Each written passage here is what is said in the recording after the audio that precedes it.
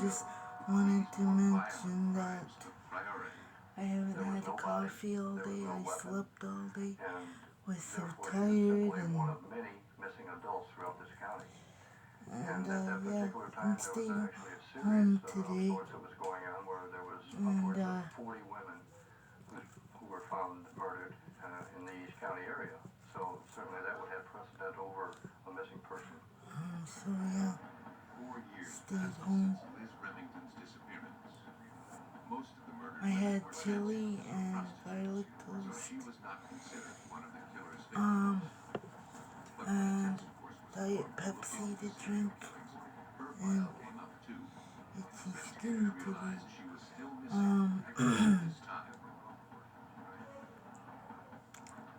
So I had a good day, just really, really tired. Well before Liz's disappearance, they had kept a close eye on the Remingtons and helped Liz out whenever they could. Over time, friction between I haven't had coffee all day. Concerned about her and the children. One even kept after I took my meds this morning, I came back to bed and just slept. Oh, I called in work first.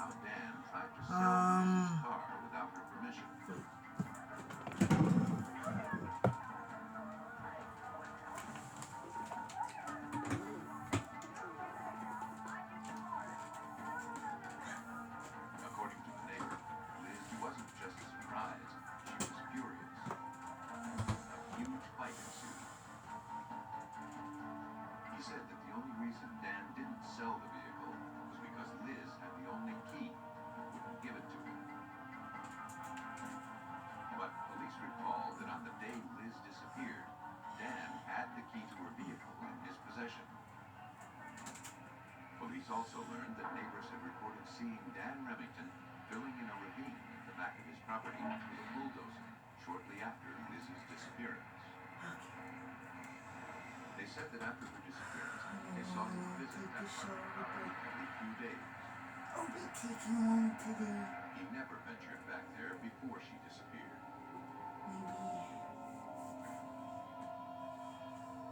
Remarkably, because the case had never been officially closed, Liz's car had remained impounded all this time.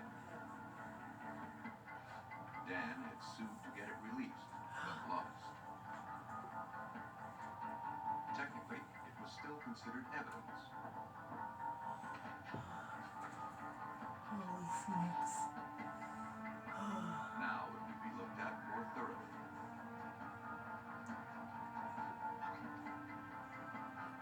One of the first things investigators found was in the ashtray.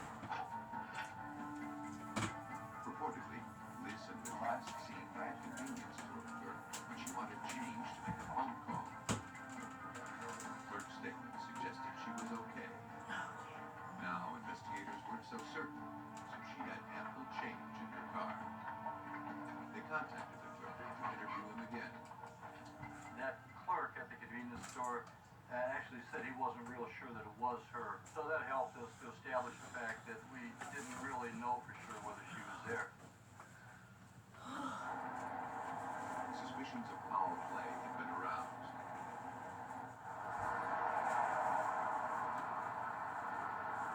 Rugos wondered if the flat tire could have been staged. He sent the flattened tire from Liz's car to Goodyear Tire and Rubber in Akron, Ohio. Their lab is designed to evaluate the causes of tire failure.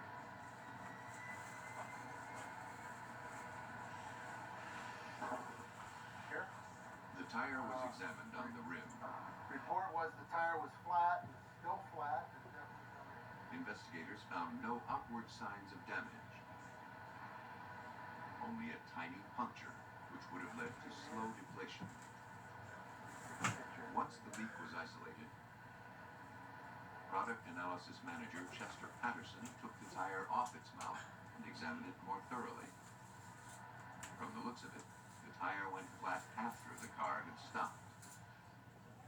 We saw no damage on this tire. We saw no reason to have alerted any driver in the vehicle that something was going soft or whether the tire was deflating. Because in order to do that, the tire is beginning to come apart, and you would see that damage on the tire itself, and we saw no such damage. But he did see something he'd never seen in his 35 years experience. The tire removed from Liz Remington's car had been punctured from the inside out. See these two impressions, circular impressions, right under the punctures of the tire. And we noticed the rust that's contained in them. And it told me that somebody had taken a nail and pounded it through the inside of the tire to cause that circular nail head impressions on the liner itself. He concluded that the tire had definitely been tampered with. 4 years after Liz Remington's disappearance, investigators had enough to get a warrant to search Dan Remington's house.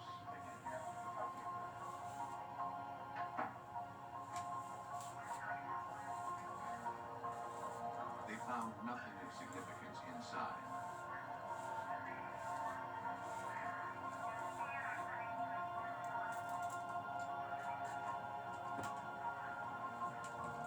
Outside, different story.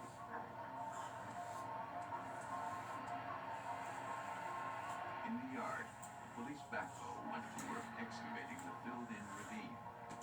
The backhoe was probably 2 or 3 hours into the job when it hooked onto a piece of chain link fence that was lying flat.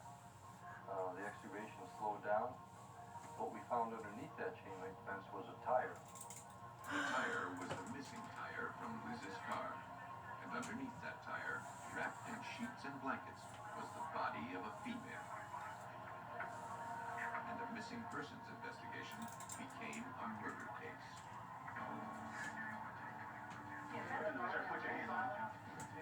Dan Remington was arrested and taken away.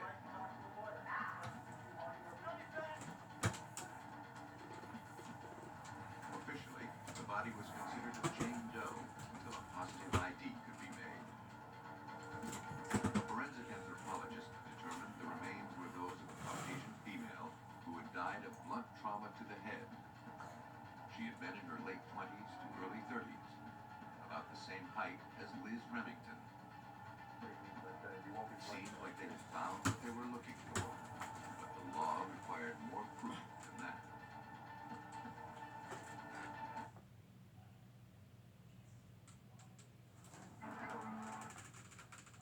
Advil plus acetaminophen fights pain 2 ways by combining 2 trusted pain relievers into 1 tablet. Ibuprofen targets pain. Acetaminophen blocks pain signals.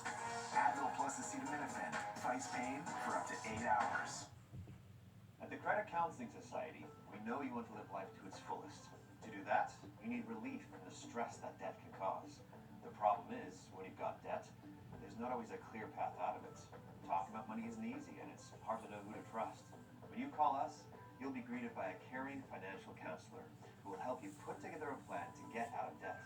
You really can get debt stress under control and sleep better at night. If debt's got you, you've got us. Some people think that childhood is lost. As long as you know where to look, childhood can always be found. The clerk told him that she had been in the night before. She needed to break a $20 bill to make a phone call. He didn't know who she called. Police remembered that Dan Remington told them she hadn't called home. It seemed reasonable to believe she may have simply run off with someone else. Liz's sister told police that was inconceivable. She wasn't the kind of woman who would run from a failing marriage.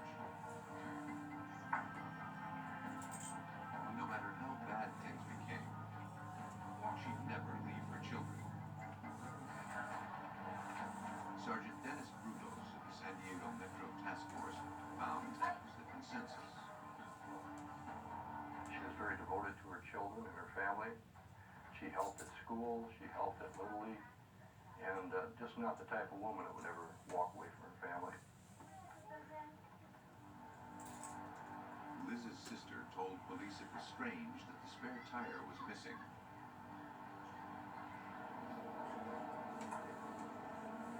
Dan had changed the oil 2 weeks earlier and made a point of thoroughly checking the car, including the spare. Investigators took statements from the Remingtons' neighbors.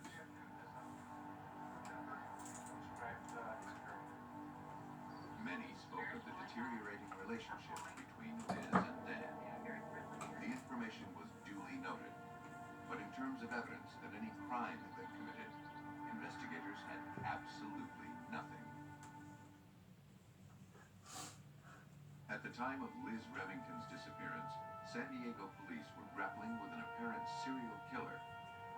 Because there was no evidence that Remington had left against her will, these more violent crimes took priority. There was no body, there was no weapon, and therefore she was simply one of many missing adults throughout this county. And at that particular time, there was actually a series of sorts that was going on where there was So I just stayed home. who were murdered in the East County area. So certainly that would have precedent over a missing person. 4 years passed since Liz Remington's disappearance.